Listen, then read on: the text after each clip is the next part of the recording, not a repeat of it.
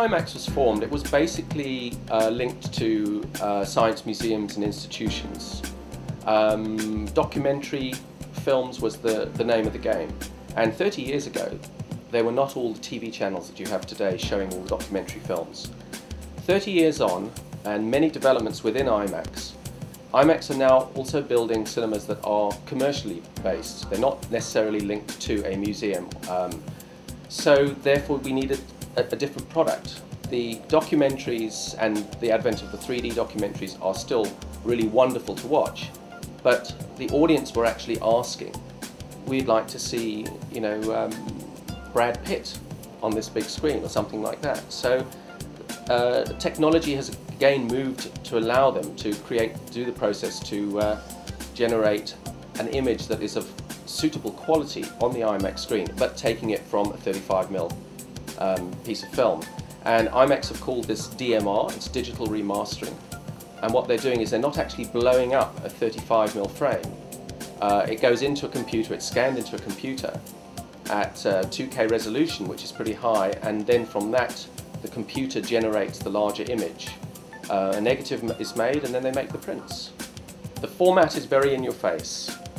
So one of the things that's happening at the moment, we are still in its infancy actually at the moment in what's happening with DMR. I think we're on about the 7th to the 8th film, that's all. The decision is made to convert a film to DMR usually once the film is complete, because then the people have to actually sit and, the people who've made it, the directors and the distributors actually have to sit and look at it and say, will this work on such a huge screen, or will it just be too much? Because remember that in a normal cinema, you're just using your normal range of vision, which is about 60 degrees. With an IMAX screen, you're going right into the peripheral vision. So what you don't want is for your audience to sit there rather like they're at a tennis match, all doing this back and forth. You want them to be able to just take the information in and understand it and feel comfortable watching it. And not every film will allow you to do that. We're talking to two different audiences here, because you've got your IMAX audience who love the way IMAX films have always traditionally been made. Where, for instance, if you watch a movie called Mysteries of Egypt, there's a scene where the plane flies down the river, and as the plane is banking, if you watch the audience will be all sitting in their seats and they'll all be banking with the plane. That's the peripheral vision being activated, even though it's just a 2D movie.